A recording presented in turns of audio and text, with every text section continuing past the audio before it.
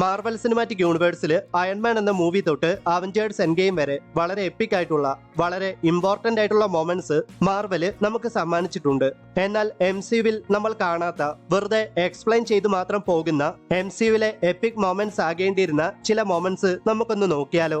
ഒരു കാലത്ത് ഓഡിനും ഹെലയും ഒരുമിച്ച് 9 റെലംസിനെയും കോൺക്വർ ചെയ്തതായിട്ട് പെയിന്റിങ്സിലൂടെ തോർ റാഗ്നറോക്കില് നമ്മൾ കണ്ടു. അത് മാത്രമല്ല, ഹെല പൂർണ്ണമായിട്ട് ഈവിൾ ആയിട്ട് മാറുമ്പോൾ ഹെലയെ തടയാനായിട്ട് ഓഡിൻ അയച്ച വാൽക്കറീസിനെ ഹെല പരാജയപ്പെടുത്തി അവരെ കൊന്നൊടുക്കുന്നുണ്ട്. അവസാനം സാക്ഷാൽ ഓഡിൻ തന്നെ ഹെലയെ ഡിഫീറ്റ് ചെയ്ത് തടവിലാക്കുകയാണ് ചെയ്തത്. സോ ഈ എപ്പിക് മൊമെന്റ്സ് ഒരു സിനിമയായിട്ട് ഇറക്കിയിരുന്നാൽ നന്നായനെ എന്ന് എനിക്ക് തോന്നിയിട്ടുണ്ട്. ക്യാപ്റ്റൻ അമേരിക്ക സിവിൽ വാറില് സ്റ്റീവ് റോജേഴ്സ് അഥവാ ക്യാപ്റ്റൻ അമേരിക്കയെ സഹായിച്ച എല്ലാ അവഞ്ചേഴ്സിനെയും ഗവൺമെന്റ് റാഫ്റ്റ് എന്ന പ്രിസണിൽ അടയ്ക്കുന്നുണ്ടല്ലോ. നമുക്കറിയാം, റാഫ്റ്റ് എന്ന പ്രിസണിൽ തടവിലാക്കപ്പെട്ട അവഞ്ചേഴ്സിനെ എല്ലാം അവിടെ നിന്ന് മോചിപ്പിച്ചത് ക്യാപ്റ്റൻ അമേരിക്കയാണ്. പക്ഷെ ക്യാപ്റ്റൻ അമേരിക്ക എങ്ങനെ അവഞ്ചേഴ്സിനെ റാഫ്റ്റ് എന്ന പ്രിസണിൽ നിന്ന് മോചിപ്പിച്ചു എന്നത് മാർവല് ഇതുവരെയും നമ്മളെ കാണിച്ചിട്ടില്ല.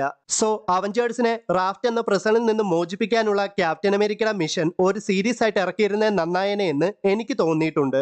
അവഞ്ചേഴ്സ് ഇൻഫിനിറ്റി വാർ തുടങ്ങുന്നതിന് മുന്നേ തന്നെ താനോസ് സാൻഡർ എന്ന പ്ലാനറ്റിനെ ഇൻവേഡ് ചെയ്ത് നോവ കോപ്സിനെ ഡിഫീറ്റ് ചെയ്ത് അവിടെ നിന്നും പവർ സ്റ്റോൺ കൈക്കലാക്കുന്നുണ്ടല്ലോ.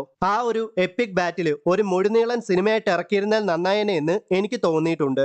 അവഞ്ചേഴ്സ് എൻഡ് ഗെയിമിന്റെ അവസാനത്തോടെ സ്റ്റീവ് റോജേഴ്സ് അഥവാ ക്യാപ്റ്റൻ അമേരിക്ക ഇൻഫിനിറ്റി സ്റ്റോൺസ് എല്ലാം തിരികെ പാസ്റ്റിലേക്ക് കൊണ്ടുവെക്കാൻ പോകുന്നുണ്ടല്ലോ. എങ്ങനെയാകാം ക്യാപ്റ്റൻ അമേരിക്ക ഇൻഫിനിറ്റി സ്റ്റോണുകൾ എക്സാക്ട് ടൈമിൽ എക്സാക്ട് ലൊക്കേഷനിൽ തിരികെ കൊണ്ടുവച്ചത് എന്ന് ഇതുവരെയും മാർവല് നമ്മളെ കാണിച്ചു തന്നിട്ടില്ല.